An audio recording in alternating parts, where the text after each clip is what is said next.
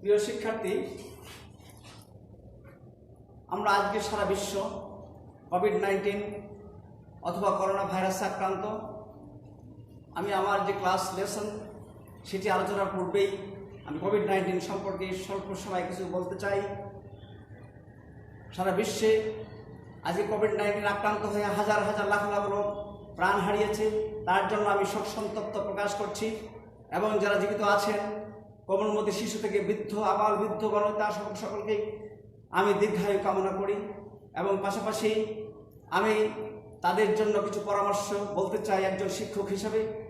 সেটা হলো, যেখানে সেখানে হাঁচি কাশি দেওয়া যাবে না, হাত পরিষ্কার করতে হবে, স্যানিটেশন মেনটেন করতে হবে, বাইরে থেকে এসে সমস্ত কাপড় ছেড়ে দিতে হবে, ওয়াশ করে ঘরে ঢুকতে হবে এবং ফলমূল খেতে হবে এবং বাইরের যে বাজারগুলো আসে সমস্ত ওয়াশ করে ভিতরে ঢোকাতে হবে, মুখে মাস্ক ব্যবহার করে বাইরে যেতে হবে এবং নির্দিষ্ট দূরত্ব বজায় রাখতে হবে, কারো পাশে বসা যাবে না এবং কারোর সঙ্গে কোনো সংস্রব রাখতে হলে দূর থেকে সংস্রব রক্ষা করতে হবে।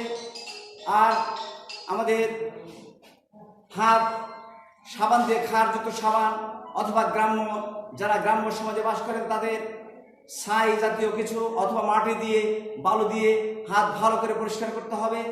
আর সমস্ত কাপড় চোপড়, পরিধেয় বস্ত্র কড়া রোদ্রে শুকিয়ে অত্যন্ত উত্তপ্ত করতে হবে, যাতে এই কোভিড-19 এই জার্ম কিল হয়, যেটা বিশেষজ্ঞদের কথা, এটি আমার কথা নয়। এছাড়া আরও অন্যান্য পদ্ধতি রয়েছে, সেগুলো আপনারা মেনটেন করবেন, যেটাকে হাইজিন বলা হয়। এবং পাশাপাশি আরেকটু বলতে চাই, কোভিড-19 যে সংক্রমণ, এই সংক্রমণটি আমরা অনেকেই হাসি কাশি আসলেই, একটু জ্বর হলেই আমরা মনে করতে পারি যে আমার বোধহয় কোভিড-19 বা করোনা ভাইরাস আক্রান্ত হয়েছে। এতে আতঙ্কিত হওয়ার কিছু নেই, এটি একটি সাবধানতার ব্যাপার। এর অনেকগুলি সিমটম রয়েছে, বিশেষজ্ঞদের কথা থেকে আমি জানতে পেরেছি। সেটা হলো হাসি কাশি, জ্বর, গলা ব্যথা, মাথা ব্যথা, শরীর ব্যথা, এমনকি মাঝে মাঝে পাতলা পায়খানা। এর সাথে আরও অনেকগুলি লক্ষণ রয়েছে। সবগুলির সংমিশ্রণে যখন একটি উপসর্গ আলামত আমাদের শরীরে বিদ্যমান থাকবে, তখনই আমরা 333 অথবা 999 অথবা IEDCR এর যে হটলাইন নাম্বার রয়েছে সেই নাম্বারে আমরা যোগাযোগ করব। তবে এটি আতঙ্কিত হওয়ার কিছু নাই। এটি একটি ঠান্ডা জনিত রোগ। আমরা ভিটামিন সি এবং সি কন্টেনিং যে ফুড, এই ফুডগুলো আমরা খাবো আমাদের প্রিভেন্টিভ পাওয়ার বাড়ানোর জন্য। এবার আমি আমার ক্লাসে যাচ্ছি। প্রিয় শিক্ষার্থী, আমি কমপ্লিটিং সেন্টেন্সেস সম্পর্কে আলোচনা করতে যাচ্ছি। আমি বোর্ডে কিছু সেন্টেন্স লিখেছি, সেন্টেন্সগুলো তোমরা মনোযোগের সাথে লক্ষ্য করো কিভাবে কমপ্লিটিং সেন্টেন্স করা যায়। কমপ্লিটিং বলতে আসলে পূরণ করা। পূরণ করা বলতে এটি একটি ওয়ার্ড দিয়ে হতে পারে, দুটো ওয়ার্ড দিয়ে হতে পারে, তিনটে ওয়ার্ড দিয়ে হতে পারে, একটা ক্লজ দিয়ে হতে পারে, একাধিক ক্লজ দিয়ে হতে পারে। অর্থাৎ যা দিয়ে পূরণ করলে ওই বাক্যটি একটি সার্থক বাক্য হতে পারে, সম্পূর্ণ অর্থ প্রকাশ করতে পারে। এটাকেই বলা হয় কমপ্লিটিং সেন্টেন্সেস। আমি প্রথম বাক্য লিখেছি আই এম শিওর। এই বাক্যটিকে আমি কয়েকভাবে পূরণ করতে পারি। Please listen to me and follow the board.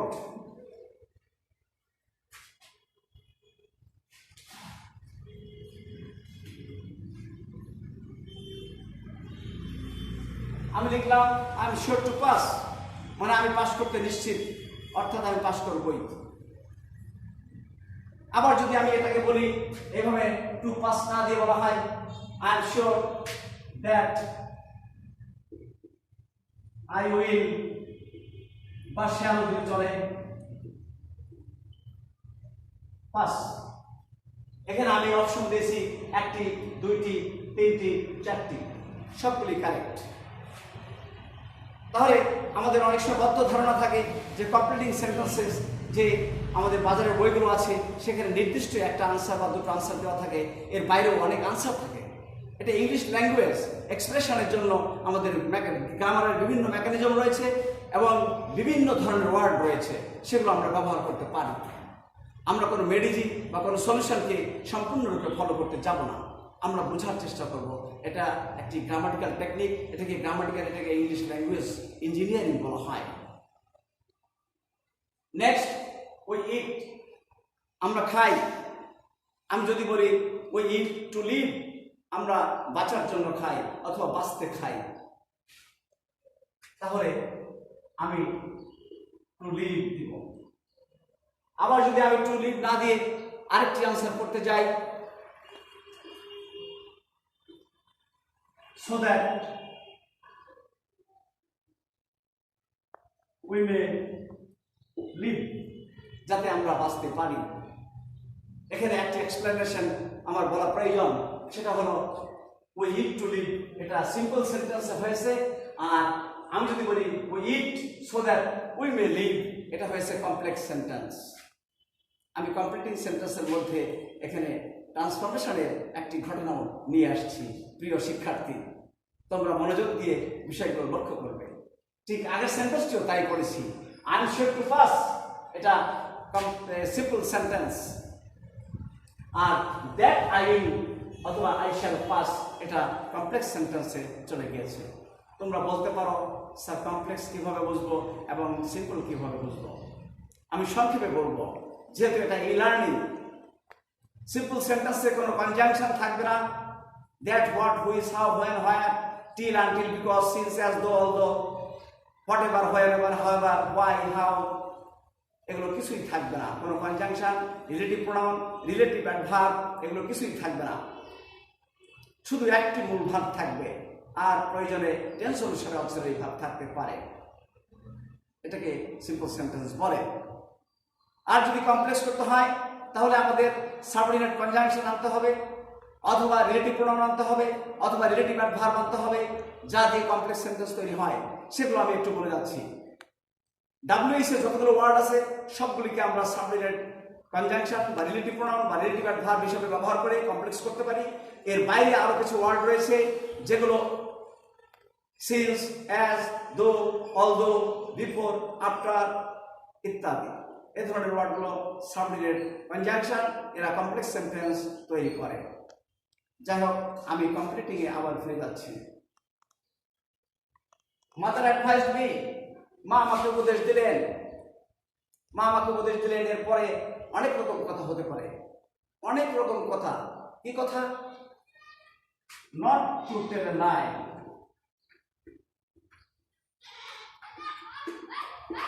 মিথ্যা না বলার জন্য আমাকে উপদেশ দিলেন।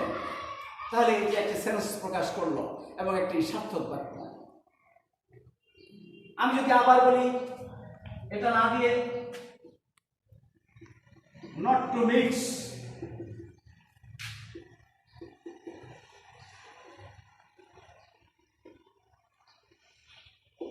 উইথ ব্যাড বয়েজ, খারাপ ছেলেদের সাথে না মেশার জন্য, এটাও একটা সার্থক বাক্য।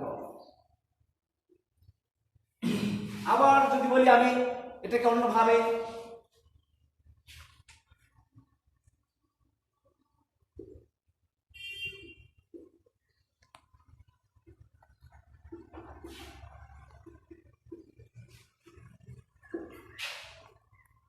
mother advised me that you should learn attentively, তোমার নিয়মিত পড়াশোনা করা উচিত। এটাও কারেক্ট।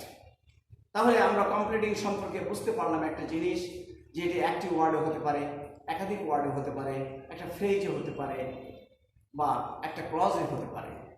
অর্থাৎ একটি সার্থক বাক্য গঠন করবার জন্য যে এলিমেন্টসগুলো দরকার, ইংলিশ ল্যাঙ্গুয়েজে যে ওয়ার্ডগুলো দরকার, যে গ্রামারগুলো দরকার, সেটাকে অ্যাড করলেই হবে। Next, if it rains. If it rains মানে হলো যদি বৃষ্টি হয়, মানে হলো যদি। এটি একটি কনজাংশন এবং এটা subordinate conjunction. If it rains, যদি বৃষ্টি হয়, তাহলে কি করব? আমি বাইরে যাব না, আমি বাজারে যাব না, আমি বৃষ্টির মধ্যে খেলবো না, নানা রকমের কথা হতে পারে। তাহলে সেটা কি হবে? If it rains I will not go out, আমি বাইরে যাব না। আবার আমি বলতে পারি I will not go to বাজার। এইভাবে আমার এরকম হতে পারে, if it rains school may be closed, school বন্ধ থাকতে পারে। এইভাবে অর্থসম্পন্ন কিছু কথা দিয়ে একটি কমপ্লিটিং করতে হয়। এবার কোশ্চেন নাম্বার 5, দো হি ইজ পোর। এখানে দো একটি কনজাংশন, এটাকে সাবঅর্ডিনেট কনজাংশন বলা হয়। দো মানে হলো যদিও। যদিও কথাটার সাথে যে ক্লজটা থাকে, এই কথাটার সাথে পরবর্তীতে যে ক্লজটা আনতে হয়, এই ক্লজটার সাথে একটা দ্বন্দ্ব থাকে, একটি বিরূপ ভাব পোষণ করে। যদিও সে খাটো, ছাদটা ছুঁইতে পারে। খাটো মানুষের ছাদ ছোঁয়ার কথা নয়, কিন্তু সে খাটো কিন্তু ছাদ ছুঁইতে পারে, অর্থাৎ বৈপরীত্য প্রকাশ করছে। যদিও সে লেখাপড়া করে নাই, পরীক্ষায় ভালো রেজাল্ট করেছে। লেখাপড়া না করলে ভালো রেজাল্ট কেউ করে না, কিন্তু ভালো করেছে, তাহলে বৈপরীত্য প্রকাশ করছে। তার মানে আমরা জানলাম দো এবং অলদো দিয়ে যে একাধিক বাক্যগুলো যুক্ত করা হয়, তার প্রথম ক্লজের সাথে পরবর্তী ক্লজের অর্থগত একটি বৈপরীত্য বা বিরোধিতা পোষণ করা হয়। তাহলে দো হি ইজ পোর, এরপর আমি বলতে পারি হি ক্যানট বাই গুড ফুডস অথবা ইমপ্রুভ ডায়েটস।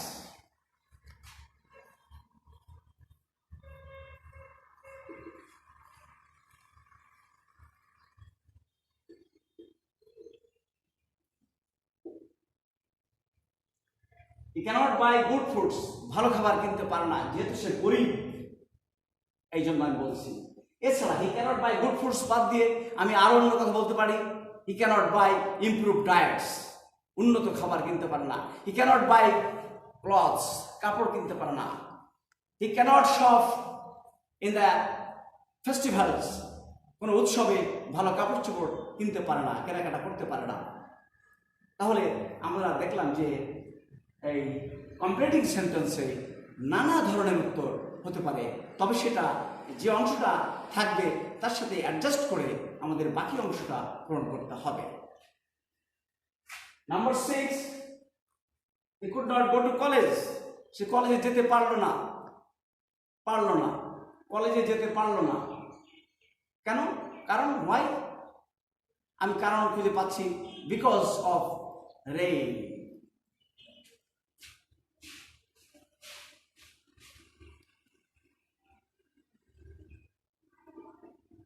অথবা রেইন না দিয়ে আমি যদি বলি rainfall, that is also correct.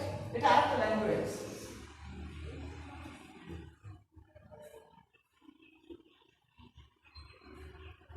এবার আমি এটা বাদ দিয়ে আরেকটি আনসারও করতে পারি।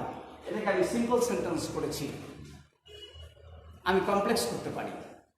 আমি এই because of rain or rainfall এই কথাটিকে না দিয়ে আমি বলতে পারি যে I could not go to, he could not go to college because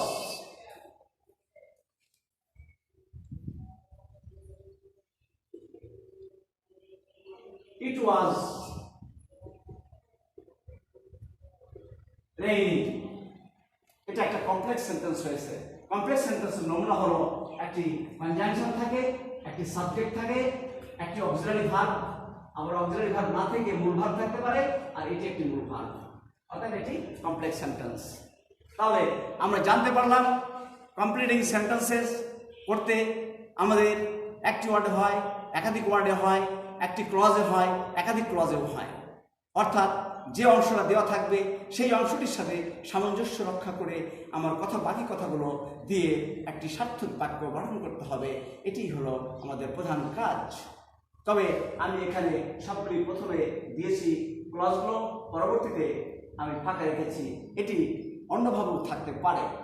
for the best example আমি I am giving another example like that.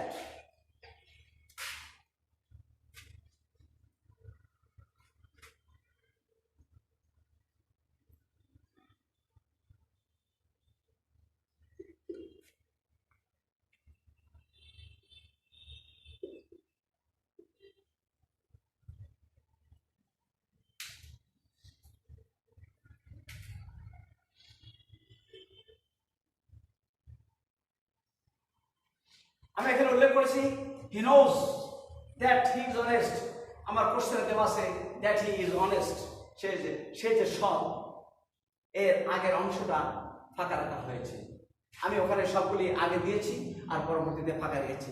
তাদের শিক্ষার্থীরা মনে করতে পারে বোধহয় প্রথমেই দেওয়া থাকে, শেষে ফাঁকা থাকে। নো, এটা প্রথমেও ফাঁকা থাকতে পারে, শেষেও ফাঁকা থাকতে পারে।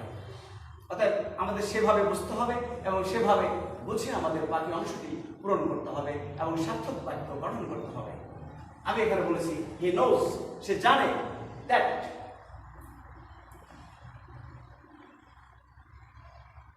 আই অ্যাম অনেস্ট, সে জানে যে আমি সৎ। অতএব আমি কমপ্লিটিং লেকচারটি আজকের মতো এখানে শেষ করতে যাচ্ছি।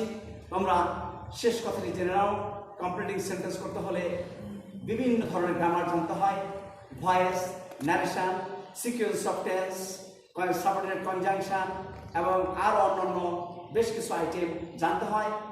জানার পরে সেন্টেন্স গঠন সম্পর্কে জানতে হয়। সেন্টেন্স অর্থ অনুসারে 5 প্রকার, সেন্টেন্সের গঠন অনুসারে 3 প্রকার, সেগুলো জানতে হয়। জানার পরে এই ল্যাঙ্গুয়েজটি সুন্দরভাবে সাজাতে হয়, ফাঁকা জায়গা পূরণ করে একটি সার্থক সুন্দর গঠন করে আমাদের মনের ভাব প্রকাশ করতে হয়। এটি হলো কমপ্লিটিং সেন্টেন্সেস। তোমরা সবাই ভালো থাকো, আমার এই লার্নিংটাকে সবাই গ্রহণ করবে। তোমাদের সমস্যা থাকলে আমাদেরকে জানাবে। আমরা আজকে কোভিড-19-এর কারণে আজকে লেকচারটি লার্নিং এর মধ্যে যাচ্ছি, যাতে তোমরা ঘরে বসে কিছু শিখতে পারো। তবে এই চ্যানেলটিকে সদ্ব্যবহার করবে, এছাড়া অন্য কোনো চ্যানেলে যাবে না। আর তোমরা সুস্বাস্থ্যের অধিকারী থাকবে, তোমরা সাবধানে থাকবে, এই শুভকামনায় আজকের লেকচার এখানে শেষ করছি। সবাইকে ধন্যবাদ।